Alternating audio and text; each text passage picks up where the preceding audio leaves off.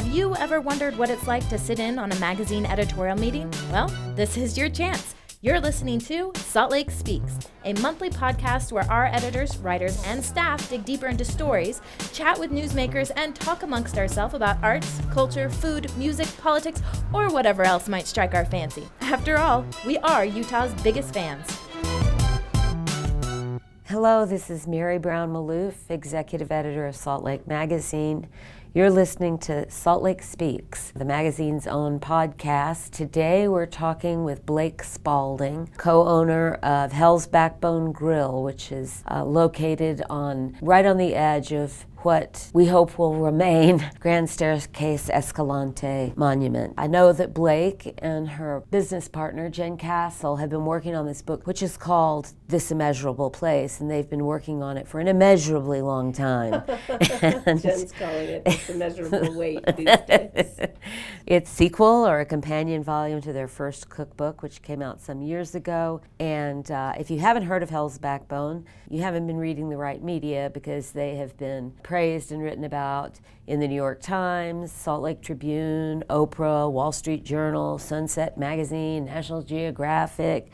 If you haven't heard of them, you better Google them, and you better go there. It's not that far from Salt Lake City. They have a 6-acre farm that they produce the vegetables and produce on their menu and what they use in their kitchen. It's altogether remarkable. So I wanted to talk today with Blake, because this book, after all the delays that I know you went through, came out at a remarkably auspicious time because of the recent Trump decision to split Grand Staircase-Escalante into a bunch of smaller parcels and eradicate most of Bears Ears National Monument. All those things are still, there's a million lawsuits going on, but it's significant to me that this is a cookbook called This Immeasurable Place, which has to do with the link between food and landscape, food and culture, culture and landscape. At least that's my take. What's yours, Blake? Yeah, it's really, I should start by saying that our restaurant is closed for the winter and will reopen March 16th. So we get a little time now to rest and also to get our book out into the world, launched, as it were. So Jen and I conceived of this cookbook about 5 years ago. We started working on it. And at the time, we were really asking ourselves, what's the story we want to tell? Because when we made With a Measure of Grace, which came out in 2004, we were clear that the story we wanted to tell was about the place of a business in a small community. And then I'm Buddhist, and of course, the town we live in, when we moved there, was predominantly LDS. And so it was very much a story about that. This book, we realized the story that we wanted to tell was kind of about the interplay between our restaurant and the landscape, Grand Staircase-Escalante National Monument. For Jen and I, it's the most majestic, most inspiring landscape we'd ever seen, which is saying a lot, because both she and I met because we worked as cooks on Grand Canyon River trips. And so when we saw what is now our home place for 18 years, Boulder, Utah, we realized, like, you get to basically, in this small town, it's almost like living in the Grand Canyon or in some part of it. And so we were very inspired by the landscape and wanted to create food that was of the place and that really spoke to the place. Yeah, so then also immeasurable is a term that I got on a Buddhist retreat because we were studying the 4 immeasurable qualities, which is sort of the way, it's the qualities to grow in yourself if you want to be a spiritual person. And this this is something that works for a person of any spiritual tradition. And so I'd been grappling with what the name for the book would be, and I wanted it to be a little bit matchy-matchy with a measure of grace. Right. And so I'd been working with the words place and stuff, and then it was like a light bulb went off in my head in the middle of retreat, because that's what you do on Buddhist retreat is think about other things. And I was like, oh, this immeasurable place. So it is pretty wild. You know, we tried everything. We wanted the book out 3 years ago, 2 years ago, 1 year ago, 6 months ago, 3 months ago, 1 month ago. Everything conspired to ensure that its release weirdly coincided with the executive order to decimate our national monument, cut it by half, and then break it into bits and all of that. And we're devastated, you know, but also we're committed to the long haul and to really fighting for what is right. Right, and fighting for that landscape. Correct. So one thing that's interesting about this book, just to go back to what you were saying, is that each chapter begins with comments or essay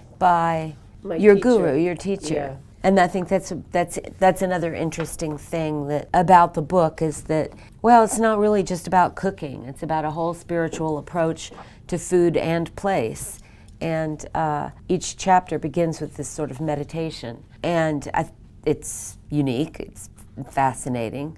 The recipes are almost just part of the narrative more than they are. It's not like a regular cookbook, that's all. I think that the seasonal organization and the spiritual organization, the way that you wove recipes into it, I'm sort of curious about how that process went and how you decided which foods went with what, how they went into each section. Thanks, Mary. Yeah, it ended up being a remarkably complex project. So, you know, I guess I always really admire things that appear to be simple, but then you realize as they unfold that there's a lot more there. Mm-hmm. And so I asked, my teacher is named Khentrul Lodrötai Rinpoche, and he actually has a Sangha here in Salt Lake, and he teaches here twice a year, and he and I are quite close. I was his first student in America when he arrived. Yeah, I mean, I don't know if I was, he says.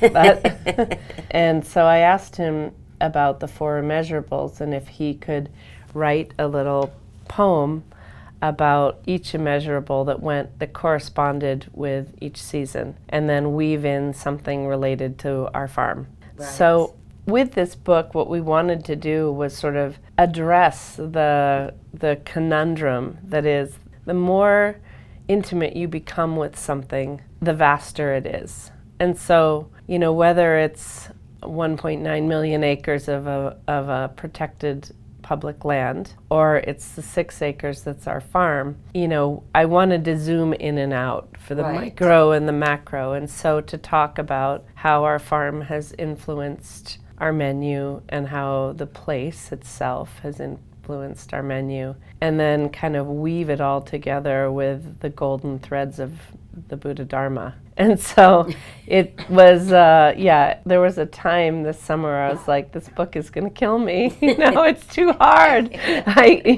But I'm still here.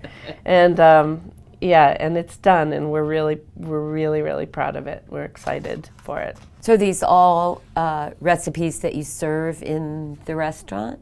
All dishes you serve in the restaurant? Yes, exactly. And we change what we serve depending on what's abundant at the farm. But, you know, the idea was to have the recipes reflect the abundance and kind of plethora of the bounty of the farm. And, you know, because we can grow so much food there, even though we're at almost 7,000 feet, you know, in any given year, we'll grow between 15 and 25,000 pounds of produce. And it's quite an undertaking then, because then you have to deal with all that produce, you know, it's not like it trickles in. You don't get tidy allotments of a case or 2 at a time. Right, you know? It's not a mix. All of a sudden you have 1,000 pounds of cucumbers and you have to deal with it. So we've been pickling, you know, since we opened the restaurant back in spring of 2000. Well, no, since our first garden. Right. You know, so summer of 2000. Small, yes. But we opened with gardens, and then eventually, as our business grew, realized we needed a proper farm. Which is a whole separate enterprise. I mean, it's not like running a restaurant is a simple thing, and then you're running a restaurant in the middle of nowhere, which makes that more complicated. And you're farming. I mean, it's a huge but small undertaking, which goes to your micro-macro idea, right? Yeah, exactly. Tell me more about some of the people and topics that you've covered in this book. Yeah, so another narrative that we wanted to weave in, when we first arrived in Boulder, Utah at the end of 1999 to start our creation, the town was fairly insular and there was some, hostility. The monument had been designated just 3 years earlier, and there was sort of a little bit of a fear of strangers. And so one of the ways that we decided to address that was to try to really be good citizens of our community. And the clearest way that I could figure out how, I grew up very poor, and so I got my first job cooking in a restaurant at the tender age of 11 because I wanted food and I wanted to learn how to cook, and mostly I wanted money. And so I was like, I realized that one of the ways we could serve the community or benefit the community would be to hire and do sort of a jobs training program for any of Boulder's youth that sincerely wanted to work. And so we kind of bounce back and forth between featuring people who work in our restaurant and have been with us for a long time, and then children who were raised up more or less in our restaurant and who continue to work with us now. And so there are a number of profiles of people who started to work with us when they were like 12. This is a right to work state. So with a note from your parents, and as long as you don't keep them up late at night, you can, children can work. And so a lot of the profiles are sort of about our legacy Hellions, as we call them, like multiple generations that have worked in the restaurant. So their parents worked there, or a mother works there, and then the kids would come there after school, and eventually they developed an interest in working with us, and then now they still do, and maybe their parents have retired. I remember when you first started, there were a lot of events and things that y'all did to build bridges with the community, because you were strangers in a place that, as you say, had been insular and a kind of closed community, and you had to get a liquor license, the first one in the county, right? No, was it first? First one in Boulder. First one in Boulder. Yeah. And that took a lot of goodwill and understanding from the community, which, as you said, is primarily LDS, to allow that to happen. But there's other regular events down there, like the 4th of July parade and things like that you've done to the ice cream social to bond with the people in the place that you are. Yeah, we knew we were going to be there for the long haul, and so we wanted to be, good citizens of Planet Boulder. Boulder's considered to be the most remote town in the lower 48, and there's only about, 250 year-round residents. And so, we put a lot of thought into how to be a positive influence. Our name, Hell's Backbone Grill, is actually named after a very famous bridge in the area, a bridge that was put in the 1920s, I believe, by the Army Civilian Corps, which created the first road in and out of Boulder. Prior to that, it was kind of a land island, and you could only get there on foot or horseback. And so it seemed like an apt metaphor for our business. And so our book opens with a really majestic image of Hell's Backbone Bridge, and you can see the monument out in the distance. And so that was kind of the idea, was how do we be good people in this community while simultaneously having a business that, at least sustains us and whoever works for us, and then that nourishes the people who come. So we see our restaurant kind of as like a warm hearth, and so our work is to help people get, as they enter into a genuine wilderness experience, and then as they exit. So we see our hearth as a transition point, the figurative hearth that is our restaurant. We wanted it to be glowing and bright and warm and welcoming and friendly, and with very love-saturated food, so that because when people are entering, both Jen and I worked in the Grand Canyon, as I mentioned earlier, and there's a tenderness around people's transformational experience that naturally occurs as they go in and come out of a wilderness experience.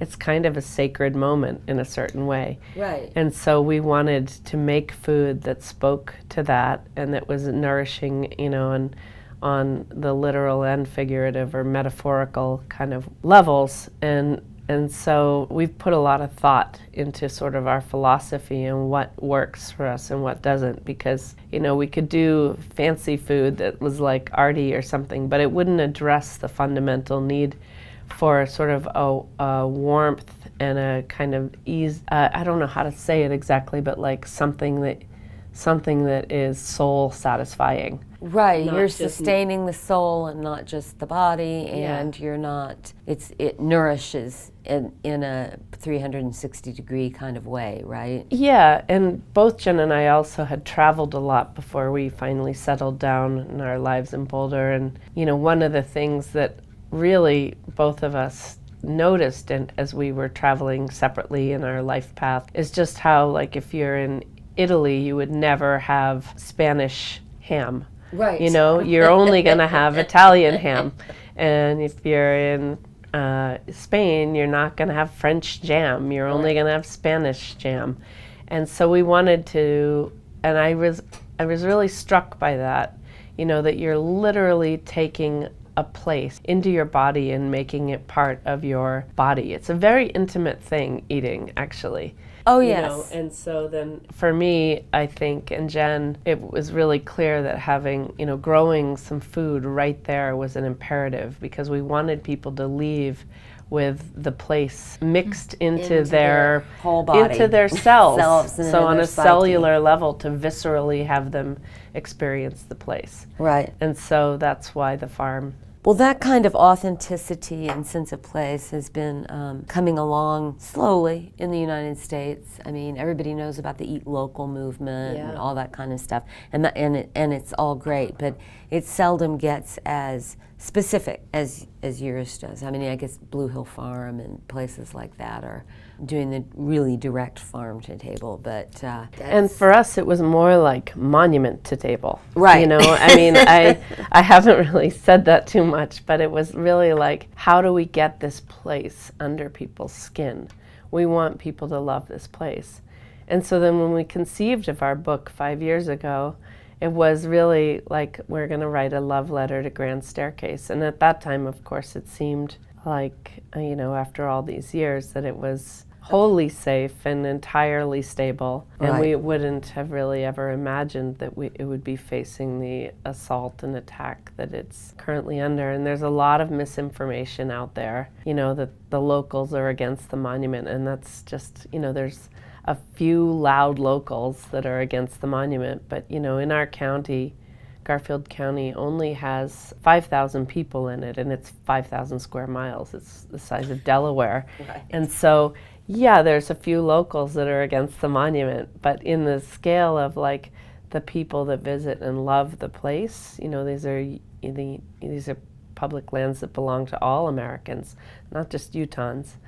So there's a handful of really vocal people that resent the designation. And anyway, our kind of express goal with this book was to really show people what Grand Staircase is and how our business functions on the edge of it. It's a very wild place. It is a very wild place. So it's been a pretty wild experience trying to have a business there. Well, right. I mean, just getting stuff delivered that you can't grow and all those kinds of things. It's because it's out there.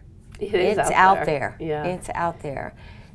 Like I say, if you haven't been, you should definitely get down to Hell's Backbone and to Grand Staircase-Escalante National Monument.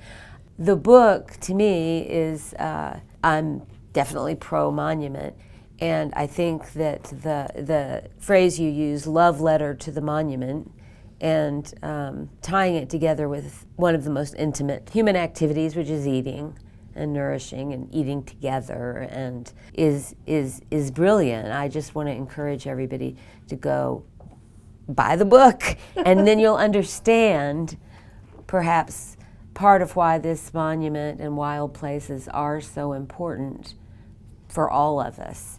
And you'll also get some great recipes too. Enchiladas, which have been, I know, on the menu a long time, and they're fantastic. They're named after Jen, my They're named business after partner Jen. who grew up in New Mexico. Right. The smashed sage potato pancakes, which are amazing. I think I've eaten most of the things in this book myself. So between the two of them, you can recreate, but you really should go down and experience food in the place it comes from, and made by the culture that inhabits that place. We're excited. It feels really joyful to, get this immeasurable place out into the world, and it feels like a good antidote for my grief. Yes, around it being that's how I feel about disemboweled. it. I'm like, it's a love letter. It's a good thing. It's a joyful thing that we're putting out there that's canceling out some of the misinformation and negativity. I want to sort of take it to bed with me and cuddle it. That's sweet. Yeah. So you can read more about Blake and Jen's book, This Immeasurable Place, and get the details about where you can meet them and where you can buy the book at saltlakemagazine.com, and listen to the podcast and listen to Blake speak at saltlakemagazine.com/podcast. So stay tuned and listen up. Love the place you're in.